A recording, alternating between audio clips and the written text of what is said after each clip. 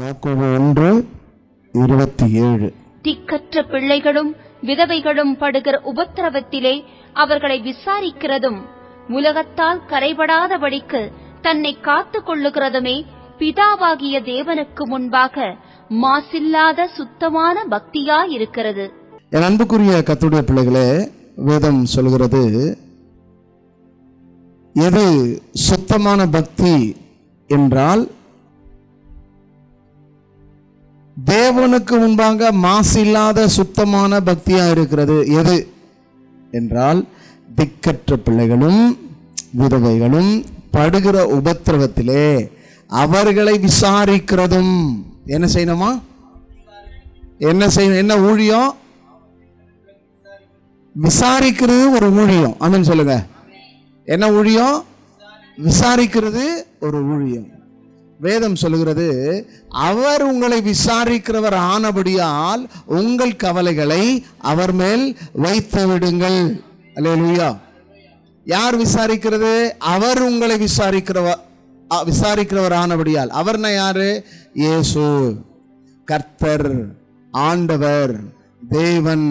யாரை விசாரிக்கிறாரு? திக்கற்றவர்களையும் விதவைகளையும் விசாரிக்கிறதும். அப்போ விசாரிக்கிறது ஒரு பெரிய ஊழியம். இன்றைக்கு யாரும் விசாரிக்கிறது இல்லை. திருச்சபைக்கு வரலன்னா விசாரிப்பாங்க. ஏன் திருச்சபைக்கு வரல? உங்களை காணுமே, இல்லை போன வாரம் காணோம், இந்த வாரம் காணோம், இல்லை போன மாதம் வந்தீங்க, 3 மாதம் ஆச்சு உங்களை பார்த்து, 1 வருஷம் ஆச்சு உங்களை பார்த்து, உங்களை காணோம் என்று விசாரிப்பாங்க. அது வேற. ஆனால் இங்கே சொல்லப்படுகிறதான விசாரிப்பு என்று சொன்னால் திக்கற்ற பிள்ளைகளையும் விதவைகளையும் விசாரிக்கிறதும். இதுதான் ஒரு ஊழியத்துல முக்கியமான ஒரு ஊழியமா இருக்கிறது. ஆகவே இந்த ஊழியத்தை குறித்து இந்த உலகத்துல என்ன செய்ய மாட்டாங்கன்னா, இந்த ஊழியத்தை குறித்து தானே எண்ணம் யாருக்கும் இல்லை. இது தேவனால் சொல்லப்படுவதான ஒரு ஊழியம்.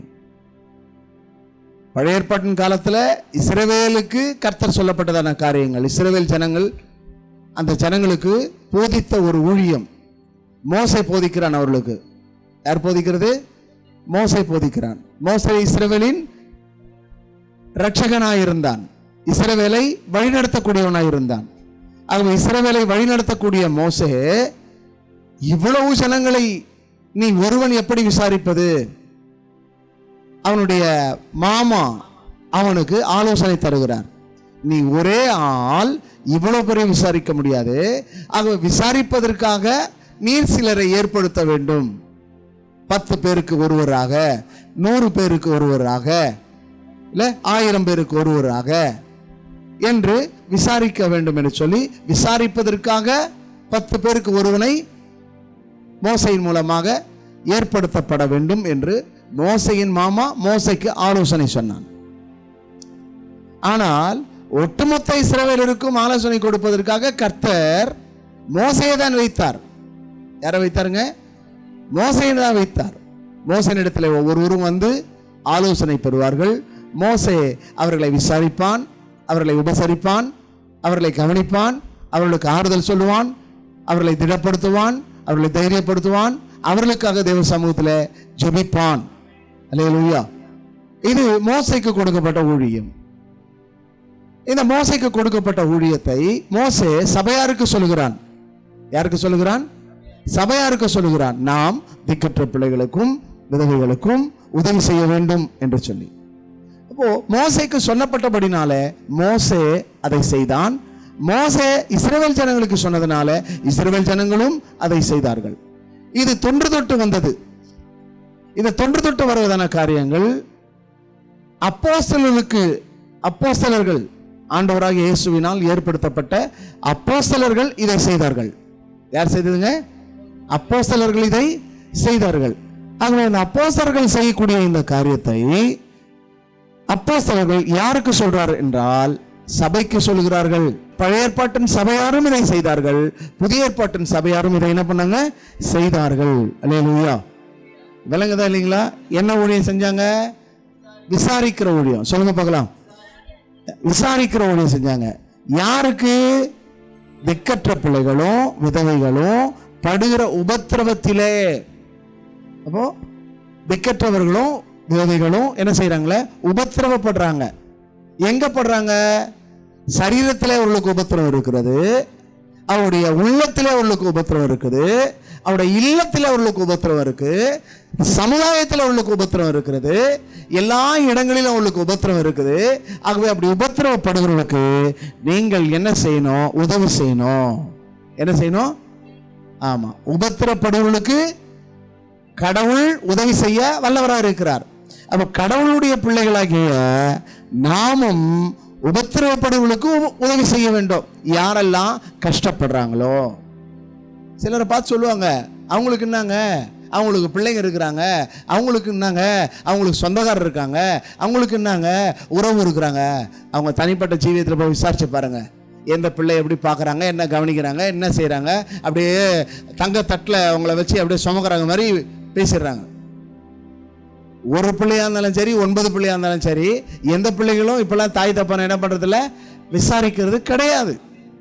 ஒருவேளை நீங்கள் நினைக்கலாம், அந்தந்த பிள்ளைகளுக்கு குடும்பம்னு வரும்போது, மனைவின்னு வரும்போது, பிள்ளைகள்னு வரும்போது அவர்கள் மனைவி பிள்ளைகளைத்தான் அதிகமாக பார்க்கிறார்களே தவிர தன்னுடைய தாயை, பெற்ற தாயை யாரும் என்ன பண்றதில்ல, பார்ப்பது கிடையாது. என்ன செய்வதுங்க? பார்ப்பது கிடையாது. எவ்வளவு பெரிய உயரத்தில் இருந்தாலும் சரி, தாயை நேசிக்கணும், தாயை பார்க்கணும். நம்ம தாய்க்கு நம்ம அப்பா கூட இல்லை, நாம தான் நம்ம தாயை விசாரிக்கணும், உதவணும் என்ற எண்ணம் எல்லாருக்கும் வரணும். ஆமென் சொல்லுங்க. ஆகவேதான் இப்படிப்பட்ட எண்ணம் உருவாக வேண்டும் என்று ஊழியக்காரர்களுக்கு கர்த்தர் சொல்லுகிறார். அப்ப ஊழியக்காரர்கள் என்ன செய்யணும்? இப்படிப்பட்ட காரியங்களை செய்ய வேண்டும். ஆமென் சொல்லுங்க. செய்ய முடியும். அப்போ நம்ம கையை கடவுள் என்ன பண்றாருங்க? ஆசீர்வதிக்கிறார். வசனம் சொல்லுது, உன் கையின் பிரயாசத்தை நீ சாப்பிடுவாய், உனக்கு நன்மையும் பாக்கியமும் உண்டாயிருக்கும். நீ கையிட்டு செய்கிற சகல வேலைகளிலும் நான் உன்னை ஆசீர்வதிப்பேன். அப்போ கர்த்தர் ஆசீர்வதிக்கும் போது நாம செய்ய வேண்டியதை நாம செய்யணும். ஆமென் சொல்லுங்க. நாம செய்ய வேண்டியதை நாம செய்யணும். இல்ல, அப்போ வேதம் என்ன சொல்கிறது அதை தான் பின்பற்ற வேண்டும். அதை தான் நம்ம என்ன பண்ணணும்? இல்ல, கடைபிடிக்க வேண்டும், கை கொள்ள வேண்டும். சொல்லுங்க பார்க்கலாம். கடைபிடிக்க வேண்டும், கை கொள்ள வேண்டும். செய்யறதுக்கு தான் சொல்லப்படுகிறது. அப்ப சொல்லப்படுகிறதை செய்யணும், சொல்லப்படுகிறதை செய்யணும். 10 கட்டளை கொடுத்தாரு, 10 கட்டளையும் கை கொள்ளணும். இதை கை கொள்ள முடியாதுன்னு ஆண்டவராக இயேசு பூமிக்கு வரும்போது 2 கட்டளையும் சொல்றாரு. ஒன்று, நீ தேவனிடத்துல அன்பாயிரு, அடுத்தது பிறரிடத்துல அன்பாயிரு. 2 கட்டளை. ஒன்று, கடவுள்கிட்ட நீ அன்பாயிரு, அடுத்து யாருகிட்ட இருக்கணும்? பிறரிடத்துல, அயலான இடத்துல, இல்ல மற்ற மக்கள் இடத்துல நம்ம அன்பா இருக்கும்போது தான் நம்ம யாருன்னு அவங்களுக்கு தெரியும். அல்லேலூயா. நம்ம ஆண்டவருடைய பிள்ளைங்க, இல்ல இயேசுவின் பிள்ளைங்க அப்படின்ட்டு தெரியும். இயேசுவின் பிள்ளைங்கன்றதுக்காக கையில பைபிள் வச்சிருந்தா போதாது, பைபிள் படி நடக்கணும். ஆமென் சொல்லுங்க. வேதத்தின்படி நடக்கணும். அவங்க தான் இயேசுவின் பிள்ளைகள். இயேசு என்ன சொன்னாரோ அதை பின்பற்றணும். அவங்க தான் இயேசுவின் பிள்ளைகள். ஆகவே இன்றைக்கு இந்த வசனம் சொல்கிறபடி யாருக்கு உதவி செய்யணும்னா, திக்கற்ற பிள்ளைகளுக்கும் விதவைகளுக்கும் அவர்கள் படுகிற உபத்திரவத்தில் அவர்களுக்கு என்ன செய்யுங்க? உதவியை செய்யுங்க அப்படின்ட்டு ஆண்டவர் நமக்கு சொல்லுகிறார். ஆண்டவர் சொல்ற காரியங்களை நாம கேட்டு அதன்படி நம்ம என்ன பண்ணோம்? செய்ய வேண்டும். இல்லையா? அதன்படி நம்ம என்ன பண்ணோம்? செய்ய வேண்டும். அப்படி செய்தால்தான் அது நமக்கு ஆசீர்வாதம். இல்லையா? அப்படி செய்தால்தான் அது நமக்கு ஆசீர்வாதம். உலகத்தால் கரைப்படாதபடிக்கு தன்னை காத்து கொள்ளுகிறதுமே பிதாவாகிய தேவனுக்கு முன்பாக மாசில்லாத சுத்தமான பக்தியா இருக்கிறது. அப்போ உலகம் கரைப்படுத்தும். சொல்லுங்க, உலகம் கரைப்படுத்தும். இல்ல, கரையே இல்லைன்னா கூட கரைப்படுத்தும். ஆகவே கரைப்படுத்துகிற உலகத்தை நம்ம பார்க்க கூடாது, உன்னதமான தேவனை தான் பார்க்கணும். அப்போ கடவுளை பார்த்து தான் வாழணுமே தவிர மற்றவங்களை பார்த்து வாழ கூடாது. பவுல் சொல்லுகிறாரு, நான் கிறிஸ்து இயேசுவை பின்பற்றுகிறது போல நீங்கள் என்னை பின்பற்றுவர்களாய் இருங்கள் அப்படின்றாரு. அப்போ நான் இயேசுவை பின்பற்றுகிறேன், நீங்களும் இயேசுவை பின்பற்றுங்க, என்னை பின்பற்றுங்க, இயேசுவை என் மூலமா இயேசுவை பின்பற்றுங்க, அப்படிதான் போதிக்கிறார். ஆகவே போதனையை நாம் என்ன பண்ணோம், சிந்திச்சு அதை ஏற்றுக்கொண்டு அதன்படி நடக்கணும். ஆகவே இந்த உலகம் கரைப்படுத்தக்கூடியது இல்லை. நல்ல வெள்ளை சட்டை போட்டாலும் சரி, வெள்ளை புடவை கட்டினாலும் சரி, வெள்ளை அங்கி உடுத்தினாலும் சரி, கரைப்படத்தான் செய்யும் இல்லை. கரைப்படத்தான் செய்யும். சாப்பிடும்போது கரைப்படும். என்ன படும்? ஒரு தேநீர் இருந்தபோது தேநீர் மேலே பட்டுரும். அந்த தேநீருடைய கரை அப்படியே என்ன பண்ணும், சட்டையில் இருக்கும். சாப்பிட்டு கொண்டு இருக்கிறோம், சாம்பாரோ ரசமோ அல்ல வேற ஏதோ ஒரு இல்லை வேற ஒன்று ஏதோ சாப்பிடும்போது மேலே சிந்தி விடுகிறது, கரைப்படத்தான் செய்யும். இது வஸ்திரத்தில் காணப்படுற கரை. எதில் காணப்படுற கரை? வஸ்திரத்தில் காணப்படுற கரை. ஆனால் வஸ்திரத்தில் கரை இல்லை, உள்ளத்தில் கரைப்பற்றக்கூடாது. உடல்ல படுற கரைய கழுவிடலாம். சொல்லுங்க பார்க்கலாம். உடல்ல படுற கரைய கழுவிடலாம். ஆனா உள்ளத்துல கரைப்பட்டால் கழுவ முடியாது. அப்போ இந்த உள்ளத்துல இருக்கிறதான கரையை யார் கழுவா என்றால் ஆண்டவராகிய இயேசு மட்டும் தான் கழுவார். அவர் ஈசோப்பினால் கழுவுகிறவர். அவர் தம்முடைய ரத்தத்தினால் கழுகிறவர். எதனால் கழுகிறவருங்க? ஈசோப்பினால் கழுகிறவர், தம்முடைய ரத்தத்தினால் கழுகிறவர். ஆகவேதான் அவர் ரத்தம் சிந்தினார். ரத்தம் சிந்துதல் இல்லாமல் பாவ மன்னிப்பு இல்லை. பாவி என்ற பாவக்கரையை இயேசு தம்முடைய ரத்தத்தினாலே கழுவினபடினாலே நமக்கு பேர் என்னன்னா பரிசுத்தவான்கள். சொல்லுங்க பார்க்கலாம். பரிசுத்தவாட்டிகள், தேவனுடைய பிள்ளைகள், இயேசுவின் பிள்ளைகள், நீதிமான்கள். முதல்ல நாம யாரு? பாவிகள். பாவம் செய்கிறபடினாலே பாவிகள். அப்ப நமக்கு என்ன கரை இருக்கு? பாவக்கரை. என்ன கரை இருக்கு? பாவக்கரை. இந்த பாவக்கரை எங்க இருக்கு? உடல்ல மாத்திரம் இல்ல, உள்ளத்திலும் இருக்கிறது. ஆகவே இந்த உள்ளம், ஆன்மா, மனம், அப்போ மனம் புதிதாகிறதுனாலே என்று அப்போஸ்தலன் பவுல் எழுதுகிறார். அப்போ இந்த மனதில் இருக்கிற, இந்த உள்ளத்தில் இருக்கிறதான கரைகளை மனுஷன் நீக்க முடியாது, கடவுள் மாத்திரம்தான் நீக்க முடியும். அப்போ உலகத்தால் கரைபடாதபடிக்கு தேவனுக்கு முன்பாக மாசில்லாதவனாய் இருப்பதே சுத்தமான தேவ பக்தியா இருக்கிறது. பக்தியில என்ன பக்தி? சுத்தமான தேவ பக்தி. சொல்லுங்க பார்க்கலாம். என்ன தேவ பக்தி? சுத்தமான தேவ பக்தி. அப்போ ஆண்டவருடைய பார்வையில சுத்தமான பக்தி எங்கன்னா, இருதயத்தில் சுத்தமுள்ளவன் பாக்கியவான், அவன் தேவனை தரிசிப்பான். அப்போ எது சுத்தமாக வேண்டும்? இருதயம் சுத்தமாக வேண்டும். இன்றைக்கு அநேகருக்கு எது சுத்தமா இல்லை? இருதயம் சுத்தமா இல்லை. என்ன சுத்தமா இல்லை? ஆமா, சில சொல்லுவாங்க அந்த வாய் சுத்தமே கிடையாதுங்க, பொய்யும் புரட்டுமா இருக்குது, ஏமாற்றும் களவுமா இருக்குது. ஆகவே அவங்க வாய் என்ன இல்லை? சுத்தம் இல்லை, வாய் சுத்தம் இல்லைன்னுவாங்க. சிலருக்கு பார்த்தீங்கன்னா கண்ணே சுத்தம் இல்லைங்க அப்படின்வாங்க. சிலருக்கு பார்த்தீங்கன்னு சொன்னா கை சுத்தம் இல்லைன்னுவாங்க. இந்த கை சும்மா இருக்காது, ஆகவே கை சுத்தமா இருக்கணும். ஆமென் சொல்லுங்க. கைகளிலே சுத்தம் உள்ளவன் இல்ல. ரட்சிக்கப்பட்ட பிறகு ஏதோ ஒரு இடத்துல ஒரு பிரச்சனை ஆயிடுச்சு, சண்டை வந்துருச்சு, கெட்ட கெட்ட வார்த்தையை பேசுறீங்க, என்னாச்சுங்க? உங்க வாய் சொல்லுங்களேன். ஆமா. ஆகவே கரை, உலகத்தால் கரைப்படாதபடிக்கு. ஆமென் சொல்லுங்க. உலகத்தால் என்ன செய்யக்கூடாது? ஆமா. நம்ம பார்த்து அவன் கிறிஸ்தவன், என்ன செய்ய மாட்டான்? கெட்ட வார்த்தை பேச மாட்டான்னு சொல்லணும். ஆமென் சொல்லுங்க. அவன் கிறிஸ்தவன், அவன் குடிக்க மாட்டான்னு சொல்லணும். ஆமென் சொல்லுங்க. இல்ல, அவன் கிறிஸ்தவன், அவன் திருட மாட்டான்னு சொல்லணும். ஆமென் சொல்லுங்க. அவன் திருந்திட்டான்னு சொல்லணும். அப்போ இன்றைக்கு உலகத்தால் கரைப்படுறாங்க. என்ன பண்றாங்க? கண்ணு படுத்து கையை எடுக்குது, கண்ணால பாக்குது, கெட்ட வார்த்தை பேசுது. புரியுதா இல்லையா உங்களுக்கு? அப்போ கரை திரை அற்ற, இல்ல பிழையற்ற, குற்றமற்றவளாய் வாழணும். அதான் கிறிஸ்தவ வாழ்க்கை. அப்போ சுத்தமான பக்தி எது? நீ கெட்ட வார்த்தை பேசுனா சுத்த பக்தி போயிடுச்சுன்னு அர்த்தம். கெட்டதை சிந்திச்ச, இல்ல கலகம் பண்ற, கோல் சொல்ற அப்படின்னா என்ன அர்த்தம்? இல்ல, உன் ஜீவியமே சுத்தமா இல்லை. ஆமென் சொல்லுங்க. யார் சொன்னாலும் எவங்க சொன்னாலும் சரி, சொல்றாங்க சொல்லட்டும், செய்யறவங்க செய்யட்டும், அதற்கு உண்டான தண்டனை அவங்க அனுபவிப்பாங்கன்னு சொல்லிட்டு போயிட்டே இருக்கணும். இதுதான் உலகத்தால் கரைபடாத ஜீவியம். ஆமென் சொல்லுங்க. என்ன படாத ஜீவியம்? கரைபடாத ஜீவியம்.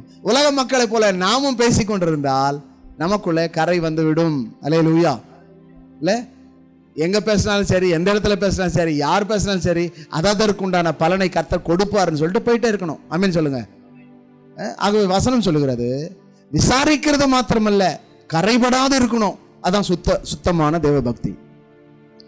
யாருக்கு உதவி செய்யணும்? உபத்திரவப்படுகிற இல்லை திக்கற்ற பிள்ளைகளுக்கும் விதவைகளுக்கும் உபத்திரவப்படுகிற அவர்களை விசாரிக்கிறதும் இல்லை, உலகத்தால் கரைபடாதபடி இருக்கக்கூடிய மாசில்லாத சுத்தமான தேவ பக்தியாய் இருக்கிறது. நம்முடைய தேவனுக்கு பேர் என்ன தெரியுமா? மாசில்லா மாமணியே. சொல்லுங்க பார்க்கலாம். ஒரு பாட்டு இருக்கு, தெரியுங்களா உங்களுக்கு? பழைய பாட்டு. அதில் என்ன சொல்லப்படுது? மாசில்லா மாமணியே. யார் அவரு? இயேசு கிறிஸ்து. அல்லேலூயா. இல்லை, மாமலை மீதினில் ஏறி போதகம் கூறும் மாசில்லாத மாமணி நம்முடைய ஆண்டவராகிய இயேசு. அப்போ அவர் மாசு இல்லாதவர்னா அவருடைய பிள்ளைகளாகிய நீங்களும் நானும் எப்படி இருக்கணும்? மாசு இல்லாதவர்களா இருக்கணும். அப்படின்னு என்ன? சுத்தமா இருக்கணும், உண்மையா இருக்கணும், குற்றம் இல்லாதவர்களா இருக்கணும், கரை திரை பிழையற்றவர்களாய் இருக்கணும். உலகத்து மனிதனை போல நாம வாழக்கூடாது. இல்லை, அப்போ இன்றைக்கு எது சுத்தமான தேவ பக்தி என்பதை நாம் அறிந்து கடவுள் பார்வையில சுத்தமாய் வாழ வேண்டும், சுத்தமாய் நடக்க வேண்டும், சுத்தமானதை பார்க்க வேண்டும், சுத்தமானதை பேச வேண்டும். இல்லை, அப்போ உம்முடைய வார்த்தையை என் இருதயத்திலே வைத்து வைத்தேன். அப்போ எந்த மனிதனுடைய வார்த்தையில கடவுளுடைய வார்த்தை இருக்கிறதோ அவன் கடவுளுக்கு பயப்படுவான், கடவுளுடைய வார்த்தைக்கு நடுங்குவான். வசனம் சொல்லுகிறது, என் வசனத்துக்கு நடுங்குகிறவளையோ நான் நோக்கி பார்ப்பேன். சொல்லுங்க பார்க்கலாம். யாரை நோக்கி பார்ப்பாராம் கடவுள்? என் வசனத்துக்கு நடுங்குகிறவனை நோக்கி பார்ப்பார். ஆகவேதான் ஒரு பக்தன் எழுதுகிறான், காலையிலே தோன்றி மாலையிலே வாடுகிற புல்லுக்கு ஒப்பா இருக்கிறதாம். அநேகருடைய பக்தி எப்படி? காலையிலே தோன்றி மாலையிலே வாடி போகிற புல்லுக்கும் பூவுக்கும் ஒப்பா இருக்கிறது. பக்தி அப்படிதான் இருக்கு. காலையில இருந்து சாயந்தரம் வரைக்கும் பக்தியா இருப்பான், சாயந்தரமானா புத்தி கேட்டு போயிடும். சொல்லுங்க பார்க்கலாம். ஆமா, அன்பானவர்களை சிந்தியுங்கள். வேதம் என்ன சொல்கிறது என்பதை ஆராய்ந்து உங்களை நீங்கள் என்ன பண்ணுங்க? கடவுள்கிட்ட சொல்லுங்க, ஆண்டவரே நான் என்னுடைய பக்தி எப்படி இருக்கணும்? மாசில்லாத சுத்தமான பக்தியா இருக்கணும். எல்லா மனிதர்களைப் போல நான் இருக்கக்கூடாது. எனக்கும் மற்றவங்களுக்கும் என்ன இருக்கணும்? வித்தியாசம் இருக்கணும். நல்லவனாகவே தான் இருக்கணுமே தவிர, இயேசு நல்லவராகவே நீங்களும் நானும் நல்லவனாக தான் இருக்கணும். ஆமென் சொல்லுங்க. கெட்டவர்களாக இருக்கணும். இயேசு பரிசுத்தர், ஆகவே நீங்கள் எப்படி இருக்கணும்? பரிசுத்தமாக தான் இருக்கணும். இல்லை, இயேசு உண்மை உள்ளவர், ஆகவே நீங்க எப்படி இருக்கணும்? உண்மை உள்ளவர்களாக இருக்கணும். ஆகவே இப்போ இயேசு இல்லை, நம்ம வீட்டுக்கு போயிட்ட பிறகு இயேசு இல்லை, சர்ச்சுக்குள்ள தான் இயேசு இருக்கிறார். வீட்டுக்கு போனா இயேசு வரமாட்டாரா?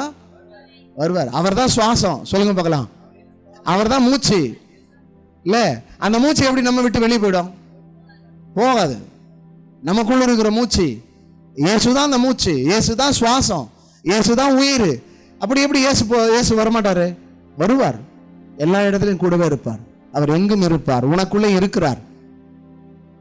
உலகத்துல நீ பாவியாக உலகம் சொல்லலாம், ஆனா இயேசுனுடைய பார்வையில நீ பரிசுத்தவான், பரிசுத்தவாட்டி, நீ நீதிமான், நீ தேவனுடைய பிள்ளை. இயேசுவை பின்பற்றுகிற அத்தனை பிள்ளைகளும் தேவனுடைய பிள்ளைகள். அவருடைய நாமத்தின் மேல் விசுவாசம் உள்ளவர்களாய் அவரை ஏற்றுக்கொண்ட பிள்ளைகளை எத்தனை பேர்களோ அத்தனை பிள்ளைகளும் தேவனுடைய பிள்ளைகளாகும்படிக்கு அவர்களுக்கு அதிகாரம் கொடுத்தார். அப்போ அவரை விசுவாசிக்கிறவங்களாம் யாரு? அவருடைய பிள்ளைங்க. அவரை பின்பற்றுறவங்களாம் யாரு? அவருடைய பிள்ளைங்க. அவருடைய வசனத்துக்கு நடுங்குகிறவங்க யாரு? அவருடைய பிள்ளைங்க. கெட்ட வார்த்தை பேசுறவங்களாம் யாரு? விளங்குதா இல்லையா? அப்போ நம்ம வாழ்க்கையில கடவுள் நம்ம எதற்கு வச்சுக்கிறோம்னா, மாசு இல்லாத சுத்தமான பக்தி உள்ளவர்களாய் வாழணும். ஆமென் சொல்லுங்க. ஆகவே கூடு விட்டு கூடு பாய்வேன் அப்படின்றது போல இங்க இருக்கும் போது ஆவியானவர் உள்ள, வெளியே போனா வேற ஆவியா? எல்லா இடத்துலயும் ஆவியானவர் இருக்கிறார். ஆமென் சொல்லுங்க. அப்ப உங்களுக்குள்ள இருக்கிறது பரிசுத்தாவியா இருக்கணும், இல்ல அசுத்தாவி வந்துடக்கூடாது. அப்ப அசுத்தாவி உள்ள வருதுன்னா, கெட்ட வார்த்தை பேசுறேன்னா என்ன ஆவி? அசுத்த ஆவி. சொல்லுங்க. இல்ல கோல் சொல்ற, கலகம் பண்ற அப்படின்னா என்ன ஆவி? அசுத்த ஆவி. ஒருத்தருக்கு விரோதமா ஒருத்தருக்கு இப்ப ட்விஸ்ட் பண்ணி விடுற அப்படின்னா என்ன ஆவி? அசுத்த ஆவி. நீ அப்படி இருக்கக்கூடாது. மற்றவங்களுக்கும் உனக்கும் வித்தியாசம் இருக்கிறது. நீ பரிசுத்தமா இருக்கணும்.